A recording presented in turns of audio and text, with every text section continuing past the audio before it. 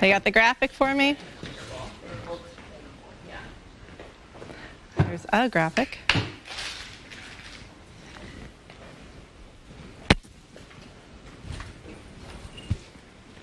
Check 1, 2, 3, 4, 5, 6, 7. Check 1, 2, 3, 4, 5, 6, 7.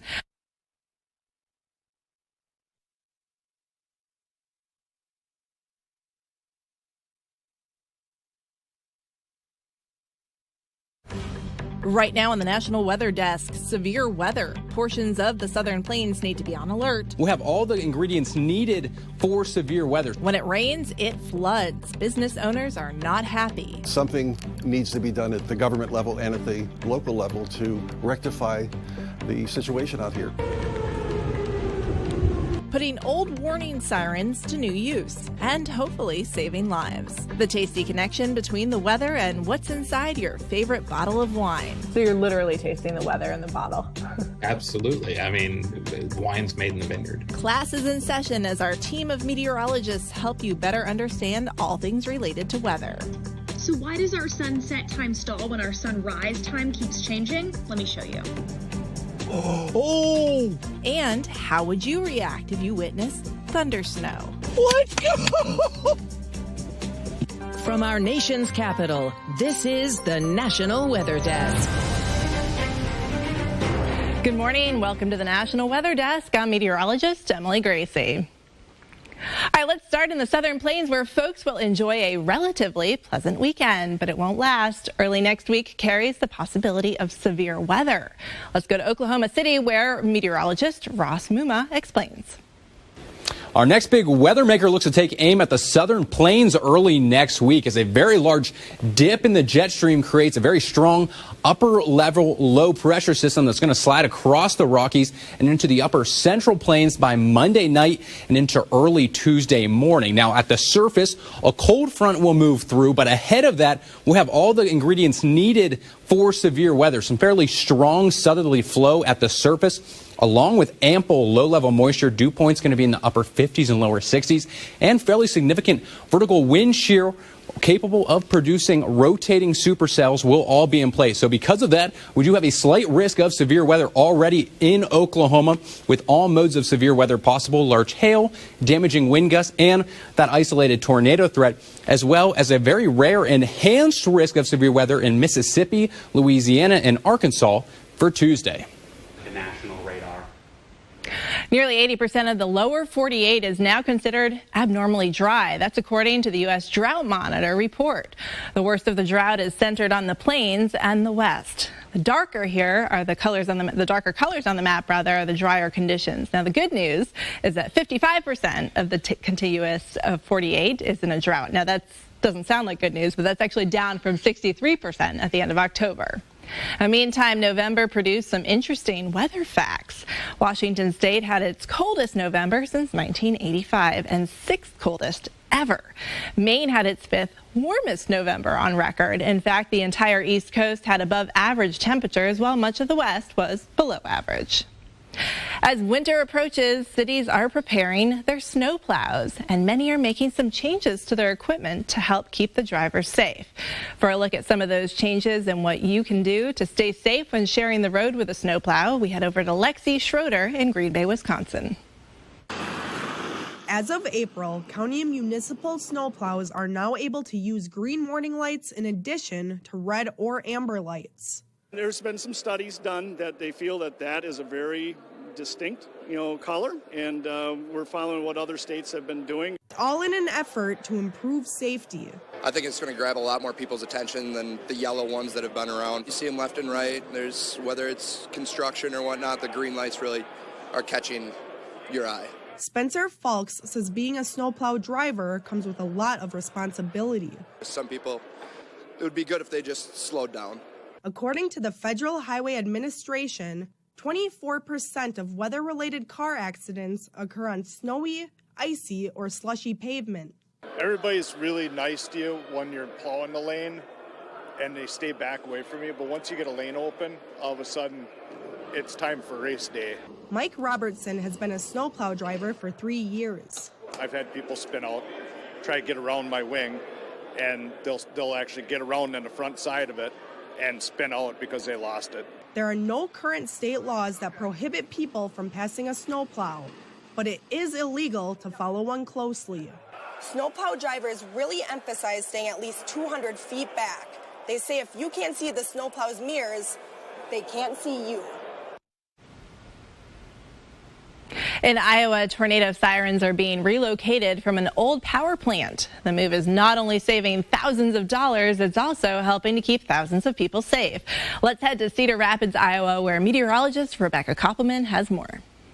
It all started when word got out the Duane Arnold nuclear plant was being decommissioned. We've been planning. Yeah. And it's taken a long time. Having that plant in Palo brought with it Massive outdoor warning system that was required by FEMA and the NRC to be in place while the plant was functioning. Lynn and Benton counties had extra sirens in proximity of the plant, not just used for the event of a nuclear issue, but severe weather safety too. Sirens save lives. Now those sirens have been donated to the counties, Benton only opting to take part of them. We have 10 sirens from their county that we're moving over to Lynn County. Though that is coming with the cost of maintaining the extra sirens, it's giving Lynn County Emergency Management a great opportunity. We're pretty excited to get communities and areas out there that have never had siren protection, outdoor warning protection on the system. This siren may be new to the town of Viola, but it's not a brand new siren, and it's being relocated. That process is actually saving thousands of dollars. Somewhere between $4,000 and $6,000 to move a siren. Relocating a siren is quite the process, but getting a brand new one right now would cost $40,000.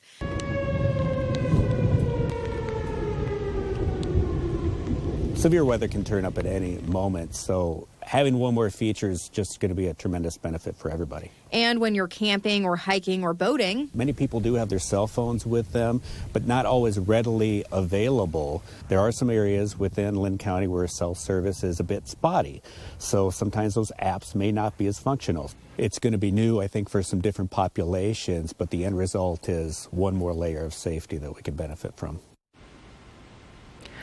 All right, imagine dreading heavy rain because it means flooding that creeps a bit too close to your business. That's what some folks are dealing with in parts of North Carolina. Let's go to Asheville, where Andrew James has more on what business owners want their local government to do about it. It doesn't take much rain to start to see standing water on sections of Swannanoa River Road. Business owners in the area know the impacts firsthand, some showing us watermarks inside their businesses from floods of years past. This gets dangerously high anytime it rains hard, and it has overflown. It's been in our parking lot. It hasn't been inside the store, fortunately, knock on wood. Others, like Bernard Miller, are thankful, but he knows the threat of flooding is a real one. This video shows extensive flooding in the area from 2004. All of the businesses along here are in a floodplain, unfortunately, but something needs to be done at the government level and at the local level to rectify the situation out here. That solution could be found by a flood mitigation and damage reduction feasibility study the city of Asheville is planning for. That study will be funded by a $150,000 grant from the Golden Leaf Foundation. What is your reaction as a business owner right here? Help.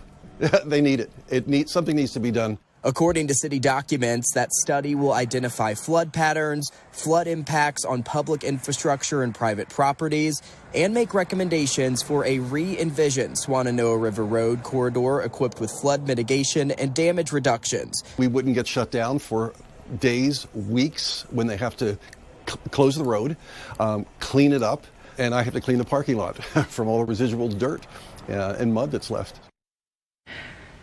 The Asheville City Council is expected to discuss this study during a meeting next week. All right, have you ever heard of thunder snow? It's rare, but meteorologist Nick Stewart was lucky enough to get it on camera. Oh!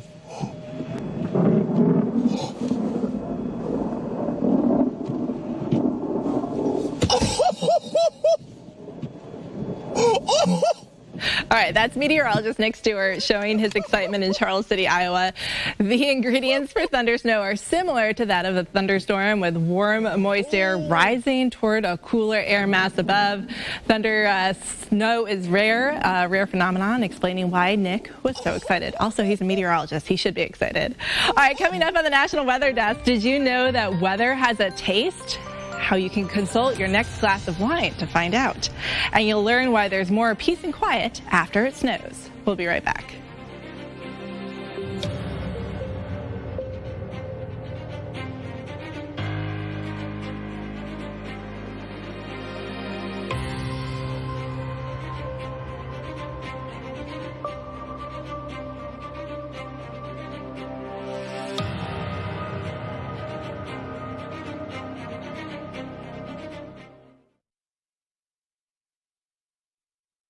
I'm meteorologist Charlie Lopresti with Look at the Northeast. We are out of the gates this morning with temps in the low 30s with a lot of sun, unlimited sunshine today. A nice day, a little breezy though.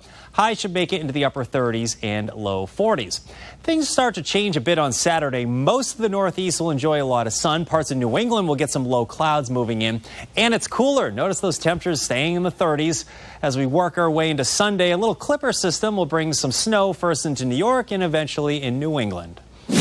I'm meteorologist Jonathan Myers, and here's a look at the Mid-Atlantic region. Up and down the 95 corridor, a chilly start. Temperatures in the 30s to near 40 for most spots on our Friday early morning, and then temperatures only in the 40s to around 50 during the afternoon, although a lot of us will enjoy at least some sunshine during the day. That's in the wake of our latest weather maker and ahead of the next one that potentially could provide for some showers as we head into the weekend. That's the scene here. I'm meteorologist Michael Arenberg. Here's a look at your southeast regional forecast for this Friday. Wavy frontal boundary will bring showers and some heavy downpours for northern sections of Mississippi, Alabama, and Georgia, moving into South Carolina during the day. Other than that, for areas south of there, plenty of sunshine for the Gulf Coast and just about all of Florida. High temperatures near that front, cool 50s and 60s from Atlanta north. We're looking at 70s for the Gulf Coast states. Look for low to mid 80s for much of the Sunshine State.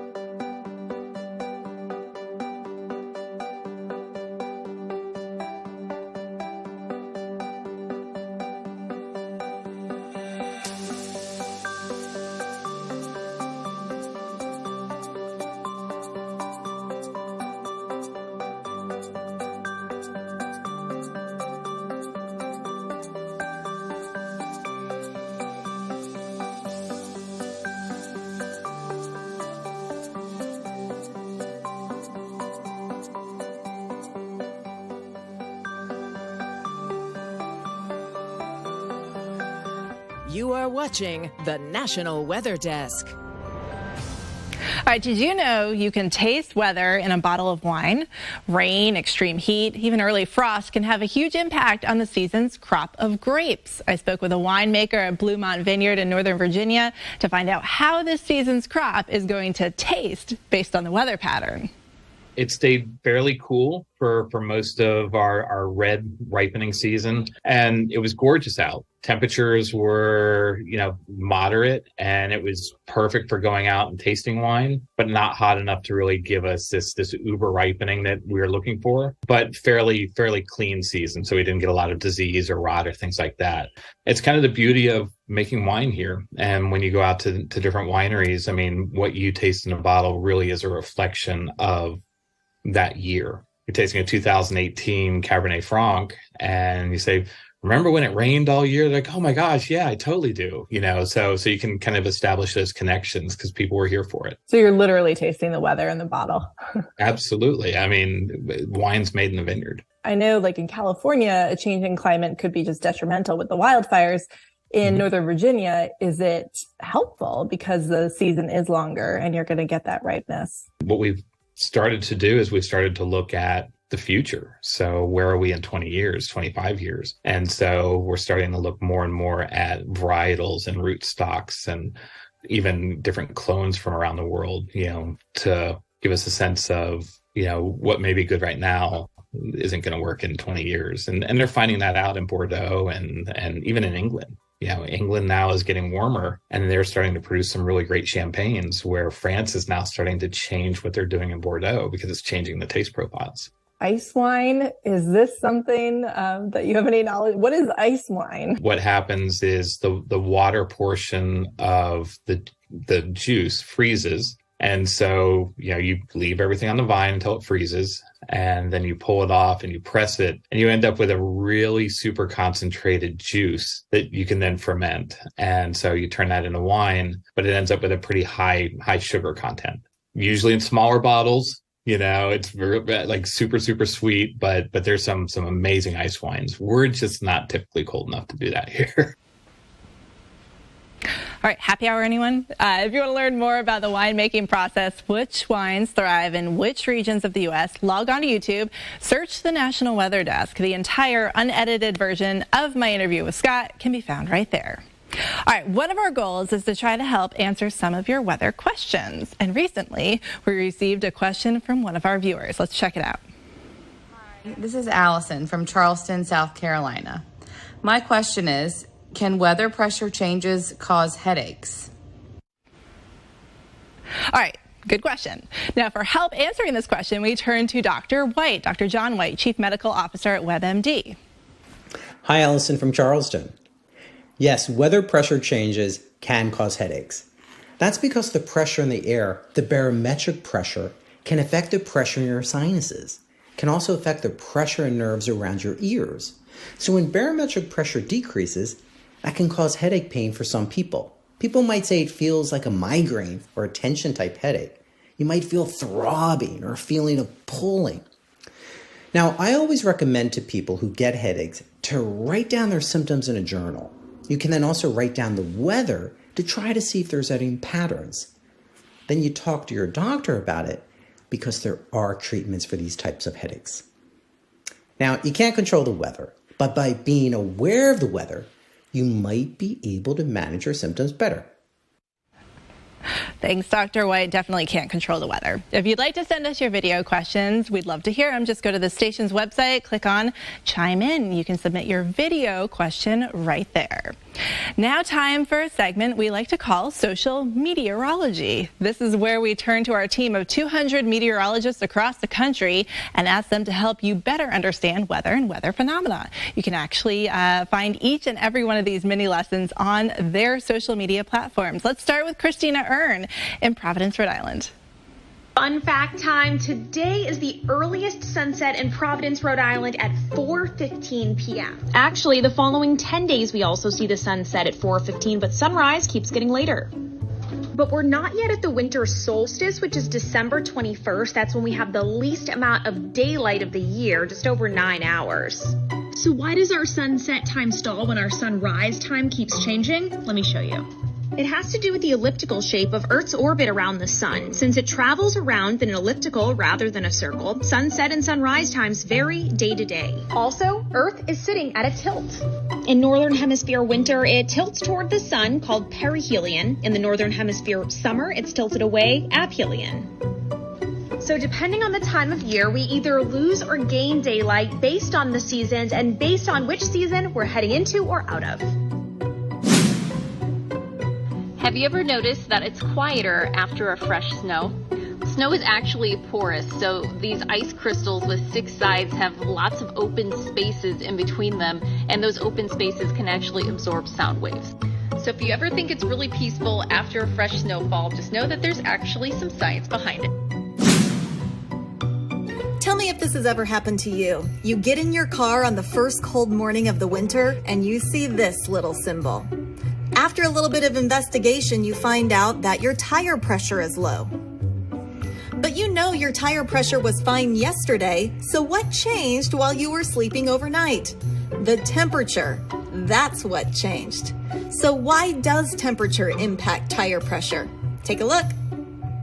Air air molecules behave differently depending on the temperature. When it's warm, air molecules move quickly and take up more space, so the pressure inside your tire is higher.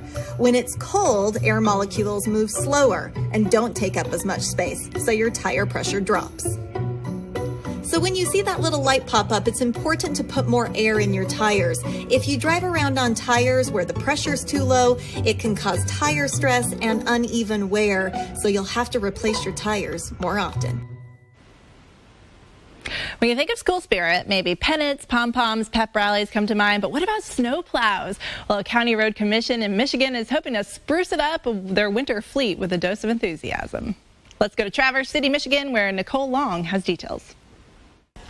It's combining ordinary snowplows with aspiring artists. We wanted to get involved with the community, and we reached out to local schools and asked them if they'd be interested in painting a plow. And what we're doing is dropping off a plow, and they're able to do anything they want to do with it and paint it up with their school logos and get involved and show some community spirit. More than 30 of its plows will get a new paint job. It's a way to bring attention to plows as they clear our roads in winter while also showcasing school spirit. At Traverse City West High School, art surrounds the school. We have a lot of great artists here too, and being able to bring them out is just, it's really important to us because sometimes they're not always seen. The plow the school is painting will soon bleed green and gold, featuring teeth and claws that represent the school's renowned student section. And if not on the road clearing snow, the TC West plow will be parked in front of the school for sporting events.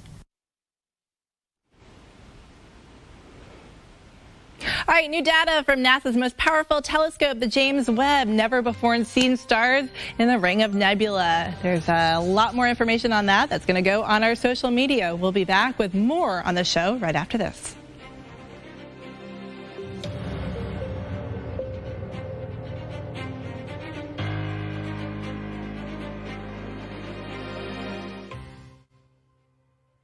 Good Friday morning, everyone. I'm meteorologist Andrew Buckmichael taking a look at your weather story across the Midwest, featuring some snow between Iowa, southern Minnesota, and southern Wisconsin here today, and some rain showers moving into the southern Great Lakes. As we move ahead into your Saturday, got some light snow to the north, rain to the south, and by the time that we get to Sunday, a lot of the moisture moving out of here and kind of cool temperatures for your Sunday, but it's going to be a lot warmer than what's coming later next week. Well, good Friday morning to you. I'm meteorologist Chris Suchant. Look at our forecast today across the region. We have the patchy cloudiness really for most and comfortable temperatures, although a little cooler panhandle of Texas into Oklahoma. For the afternoon, 50s and 60s with some cloudiness in northern portions of the region, and then some sunshine, 70s to near 80. Down to the south. Saturday, we'll see some showers and a couple thunderstorms with a frontal boundary across Arkansas, some of Texas, and eventually Saturday night into Sunday, also extending into Louisiana. Well, hi there, everybody, and good Friday morning to you. I'm meteorologist Shannon O'Donnell. More wet weather plowing into the Pacific Northwest. Eventually, a lot of mountain snow expected for the Cascades later today. Meanwhile, sunshine back in the Four Corners and L.A. at 61 degrees, although we're seeing snow up at Tahoe and Big Bear at this point, too. But the big kahuna as we head into the weekend, that rain, wind, and mountain snow for Oregon and Washington. And that's the scene from here.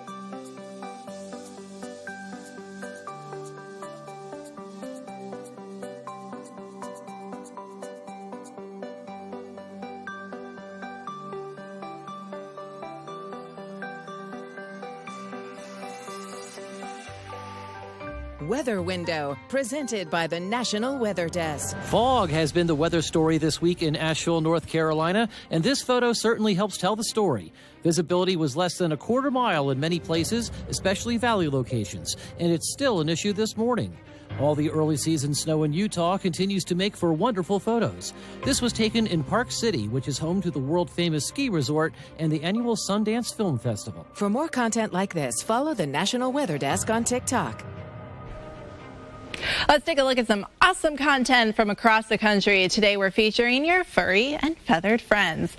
Somehow this goat ended up in a delivery truck. We're not really sure if the goat's a pet or a gift, but it's cute either way. And we've been seeing lots of pets in holiday-themed photos lately, like this cutie under the tree. We'll end this segment with a hen decked out in its holiday best. By the way, her name is Phyllis, and she's a breed of fowl that originated from Switzerland.